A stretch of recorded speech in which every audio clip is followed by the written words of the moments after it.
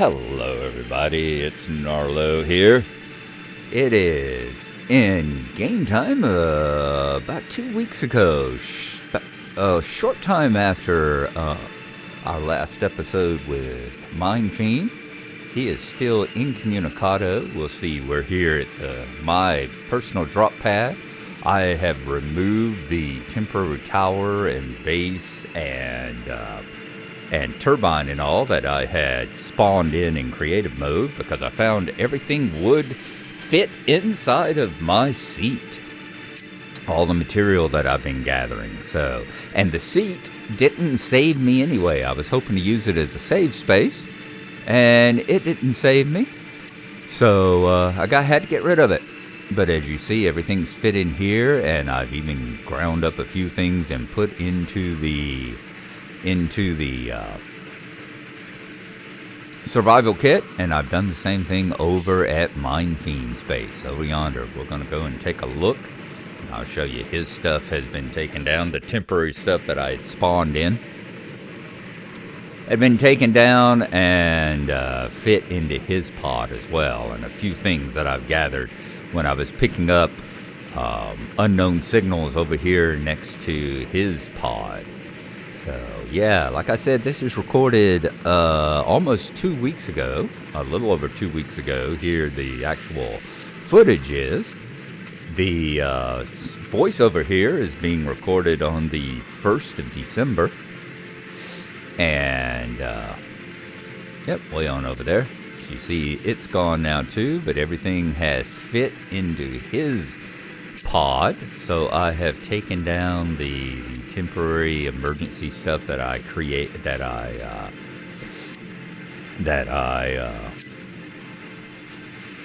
spawned in creative mode, and his is ready to go as well. Let me refill my backpack while I'm here so that we don't end up crashing down to the ground anywhere. And I have managed to grab him. I have finally y'all managed to get the economy working in the game. I had to restart several times to finally get it so that it dropped the data pack showing the trading station in our escape pods when we came down. That's how the economy is supposed to work whenever you come down the first trading station. But I had to go into save files. I had to go into the save backup that you're never supposed to have to touch. The one that says do not edit unless edits are absolutely not taken. So I had to go all the way back into that and figure out what was going on. All right, let's take the bottle out of here. And I'm assuming I've got some tools in there as well. Let's see here. Trying to remember. It's been a little while. Trying to remember what it was I was trying to do at this particular thing. I'm seeing the thing that says Narlo number 1.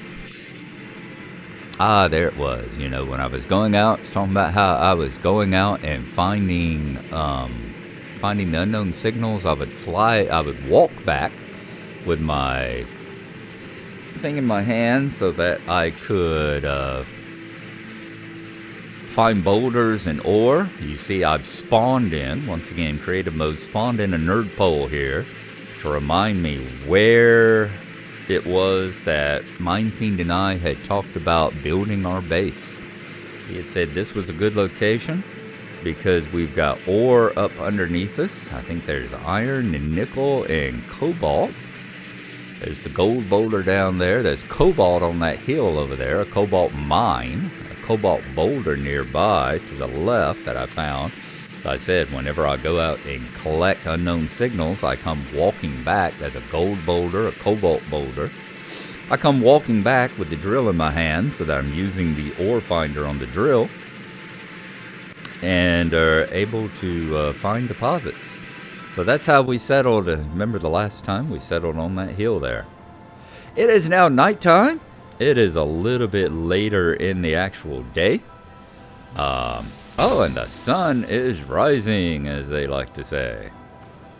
So here you go. As you see, I have come up the hill. I decided not to go all the way up the hill. This was a decent spot right here to start working on a base, though I eventually decided I would take this assembler and take it on further down the hill. As you see, the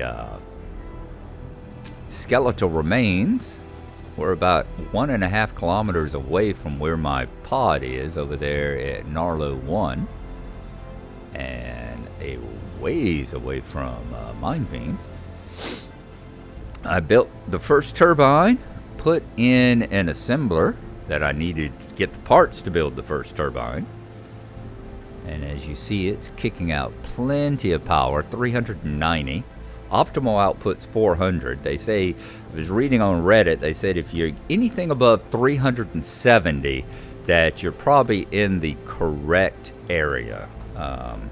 You've got it high enough and all that you're getting a good power output. Anything under 370, you want to try and move it. And as you see, I have ran the skeletal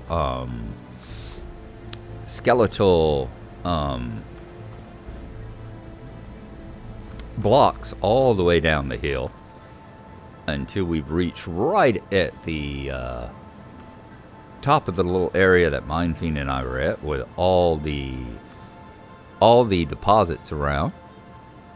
I said iron and cobalt off to the left, nickel off to the right, so plenty.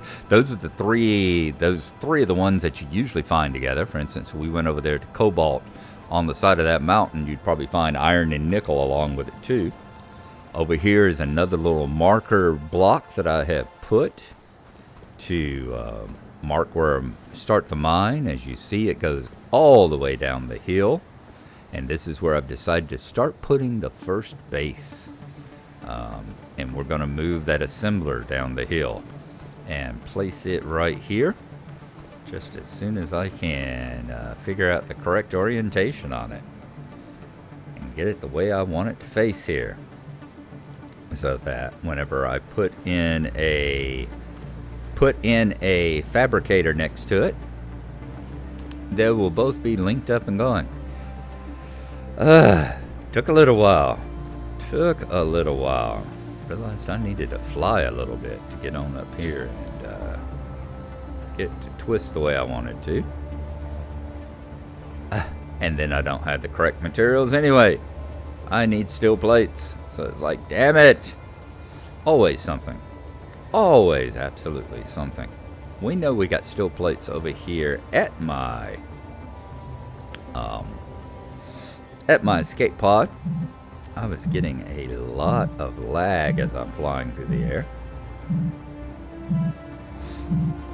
We've come back, turned my graphics down a little bit, and we've got some steel plates that we can build it with now. Yay! So we'll drop it down, get the basic framework of it where I want it to be. I will go to the top of the hill, collect the parts from the one up there, bring them down, throw them into this one, and not waste any more materials. Just get the assembler going. There are other things that I want to collect from my escape pod and bring over. One of the things will be the survival kit, of course. And I will get started on that. It took me a while to figure out the parts. I was talking about how I was going to put catwalks. I was going to either use catwalks here, or I would drill underground and go between the two. Alright, we're back at the escape pod. I need to take all the stuff out of whatever I'm going to be grinding off. In this case, it's going to be the survival pod, I believe. You see, there's the data pod. There is one of the advantages of going around collecting the unknown signals, is you can get slightly advanced tools.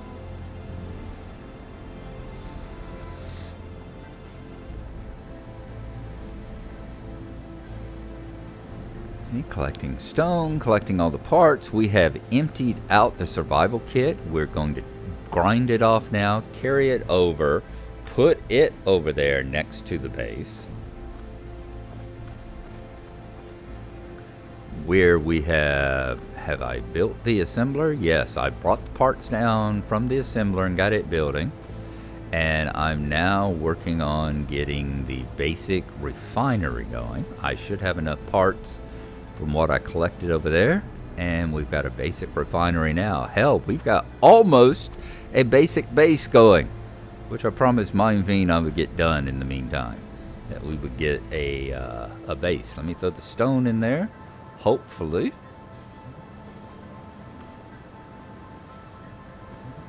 As I'm sitting and going, what the hell?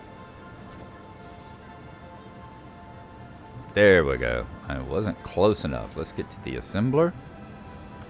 Now we should be able to look in inventory and all. Yep.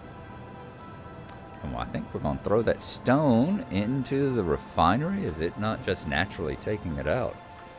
That's strange. It does give us a place to store all this crap. Strange that it didn't take the stone out. In later times, when I've been doing it later, it will suck the stone right out of my inventory, and or right out of wherever I throw it into. Oh, I see. It's because it doesn't have a cargo. We need to have a cargo. That's why it's not. I'm sitting here thinking, why is it not sucking it out of my inventory? Because it won't suck it out of your inventory. We'll, however, suck it out of a cargo container, which we're going to put here, along with the survival kit. And then that and an O2H2 generator, and we'll have basically the base built. That, and I need to get a sleep pod started, so I'm going to put those up too. Those are the only thing I haven't got. It's like I said, December 1st. The sleep pod's the only thing I haven't gotten started yet to save us, give us a place to stop and save our inventory and keep us from respawning every single time. We're gonna collect. You see more. We need to get that O2. That's where I'm talking about. The O2H2 generator needs to be brought over as well. I need to also delete all the extra tools that I keep collecting every time I respawn. That's the biggest part about the respawn. Now it's a case of let's start grinding down the survival kit, carefully fly the parts back over to the base. Let's refill our power and oxygen. Power and oxygen and hydrogen while we're doing it. And then start grinding it down. And carefully fly the parts back over to the base. At some point, I decided that this is the reason why I'm grinding these parts off is I'm going to turn the escape pod into my first mining and exploratory craft. That seems to be one of the standard things that people do in the game. I've never done it. I've always left my escape pods complete as basically memorials of having gotten the game started. But I'm going to do it this way for a change. I'm going to try it with the whole let's build it into our first mining craft and see how well that works. Let's get the escape pod down.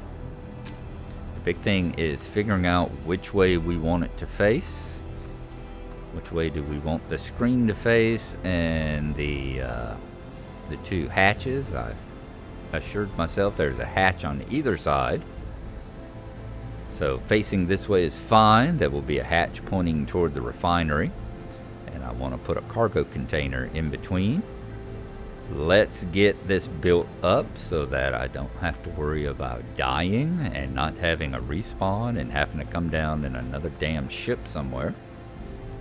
And there we go. Other than some steel plates, it is alive and working. Let's see if there are any steel plates in my inventories. There are not, but we will have a couple here in just a moment. And we can finish it off. Awesome. and the survival kit is not only finished, it is at 100% and has that little extra buffer on top now. Let's refill. Unfortunately, it won't fill my hydrogen because nothing hydrogen's hooked up to it. That will be over there on the left-hand side, and that will be the next thing that we start moving over. And as I said, we'll get a cargo container in the middle. I'm once again holding it up in the air, making sure. It's been a long time since I played, so I had to make sure there were the openings on every side, the ports on each side that I wanted it, so that everything would connect up correctly. Needed one on the right, one on the left, and I want one on the top because that will be, at that time I thought I would put a pipe up through the top and a connector up there so I can land the escape pod on top of it whenever I wanted to empty it, but I had different thoughts later on. Different thoughts.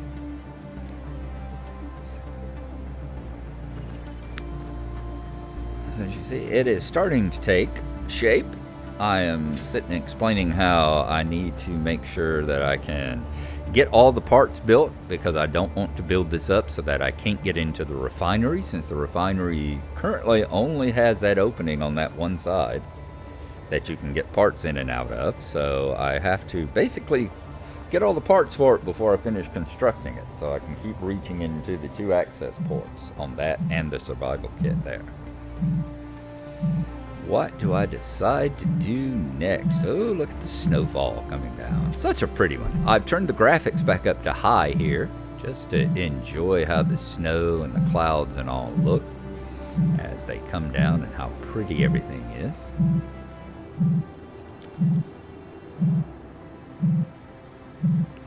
I'm thinking I'm going to start bringing thinking about bringing the next O2H2 generator over. Hard to decide. It has been another day.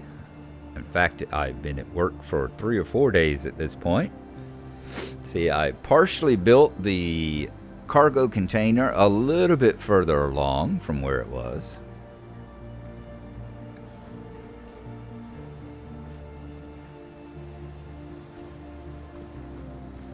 Not much else has been done. As I said, I was at work for 3 or 4 days, still figuring out how things are going. Like I said, build it up partially more. I didn't want to go too much further. Although I found out later that, yeah, I could actually continue building it up just below functional, and you can still reach in through the hole in the side here and get to both ports for future reference. Down here is where I've been mining out all the stone that I had started mining. There's the hole right there. I'm wanting to say that was nickel down here, maybe? Is that what this mine is? I think this goes down to nickel, and I've just been collecting the stone that I've been grinding in the meantime and throwing it into the refinery and grinding it down to all the parts. The wind turbine's kicking out plenty of power right now.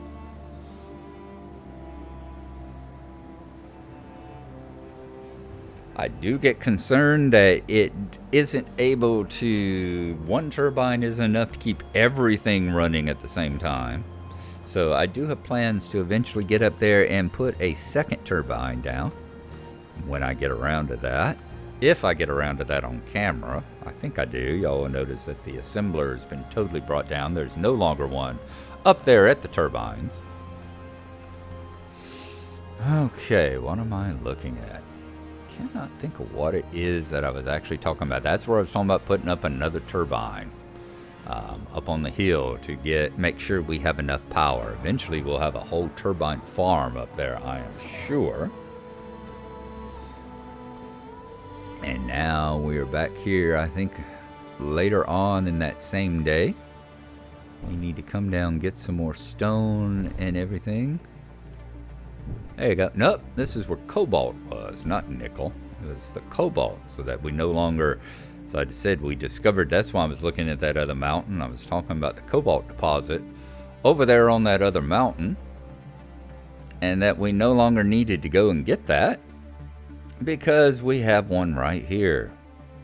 As I said, cobalt, nickel, and iron are the three of the ones that you usually find next to each other. And then it's like gold and silver, maybe, or another one that are close to each other. Like I said, everything comes in duos and trios. And I don't remember what the other ones are. As I said, we'll pick them up as we go along and figure them out. I had to have an entire 20 minutes going through and figuring out, remembering how to turn on my light and my jetpack and everything, how to go to third-person view. It had been a while since I had played this game. Back in March, I think back in March or April was the last time that Mindfiend and I had logged into the old world.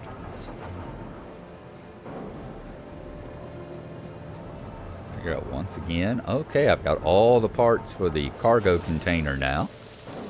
We've been busy mining and fabricating away. And boom! We got the small cargo container, so I can empty out my inventory into it, clear out all this stuff, and then I can get busy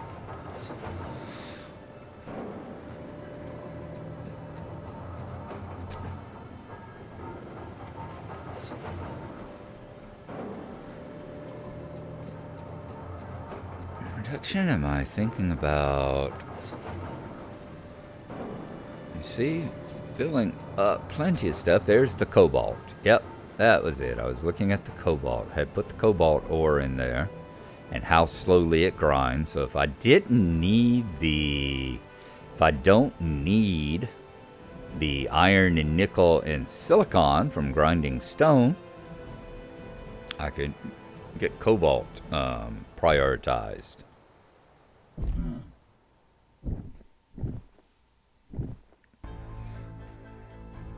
Thinking about picking up some more of it because it's needed for the grids. I'm trying to remember, I do not have hydrogen yet at this point, so I didn't want to do a whole bunch of unnecessary flying. And there's the O2H2 generator, as I said, that I brought over. I've been bringing the parts of it. Got started on most of the stuff here from grinding away and using the bits from using the bits that I can make from the basic assembler here, and then other parts that I grab from the dropship, the escape pod. Now, as I was showing you the differences in the equipment, differences in the parts needed between the large and the small, I think. Making sure that I had all the correct connectors. It's again the most difficult part with some of these things is getting the connectors right. Making sure they're pointing in all the directions that you want them to be. As you see, I've got a hydrogen bottle now. I obviously took that out of my ship. Going after an unknown signal because they are such worthwhile resources to grab. Construction parts and steel plates and any of the extra little things that you can get out of the cargo. Like there's another drill. A drill, some credits, and a stuffy. So I've got 2 of the second level drills now. And I think I've got 2 of the grinders. I think at this point I've actually got 2 welders, 2 grinders, and 3 drills. So we got enough for whenever Mindfiend comes back into the fold and does some damn work. He was actually expecting me to get a good deal further along than I have. Simply because he usually does most Badger boots. He does so much of the work on our bases. So let's start grinding this down, getting the construction components and everything from it. As you see, you've got 2 hours. Once you start grinding these things, you got 2 hours to finish grinding them down before they explode. Just like you got the 15 minutes to come and collect it before it explodes. But such a wonderful, just extra source of bits and pieces. So we're going to grind it, take it back.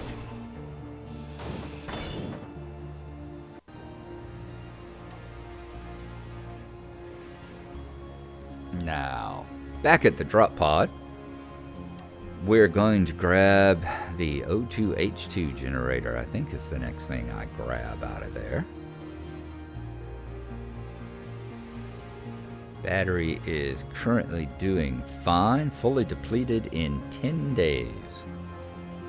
That's what you can do whenever you take off all the parts that are draining the power, like the survival kit and stuff. When it's not pulling power out of it, it's amazing how long this craft. I think it's got 2 weeks of power, maybe, in that, maybe even a month of power in that battery. If all you're running is the like the lights and the beacon. But the O2 generator, O2H2 generator, is going to come next as soon as I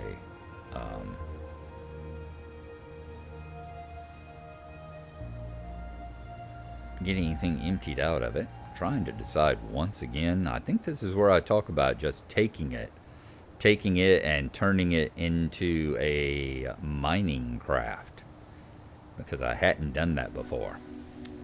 Although I think at this particular instance, I'm talking about the fact that I'm going to put the miner on the back of it instead of on the front, and fly it with a seat and a remote control, because that is the cheapest way to get it flying. And I hadn't done any actual flying ships with the remote control before, which I also find out later is not really the thing to do. At least not when you're facing backwards. It's not the thing to do. This get me powered up, as you see over there on the left side of the ground. I have quite a few. Every time I've had to respawn, you know, I respawn with tools, so I've had to get rid of them.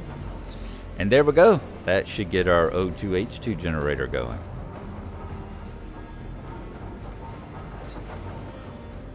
Except for steel plates. Do I not have any steel plates? I had enough. So does it go back to making a few? Grind down a few things? Yeah, not enough. You need some more iron. So it's back to the mines. As they say, the children crave the mines. And so do I. We'll drill out some more rock and get that going. Back into the world again. We should be able to finish up our generator finally. Cargo container is working well. There we go. Now, O2H2 generator, survival kit, cargo container, fabricator, and assembler. Or refinery, basic refinery and assembler. And as you see, it powers up, fills up my hydrogen. It would fill up my oxygen if I used any, and fills up my power. So we're fully complete. There is a container, a port on the side, which I will be using to connect to some other stuff, because like I said, I was thinking I won't put a connector on top of it. I'm going to come out to the side now. So there you go. As I've said, for Mindfiend, I promised him I'd get the base started, and there is the base good and started, except for a sleeping area, which I've still got to do. So as soon as I get a couple couple of basic beds, or I don't think I'm going to build the cryo chambers. I think being that it's a full oxygen environment, although cold, I'm going to put a couple beds and probably use a couple of the new bunks that came out and some of the later, like the Contact. I think it's got a couple of brand new bunks that only take half a block, and I think I'm going to try those. I've been using quite a few of the new blocks here to try and get used to them.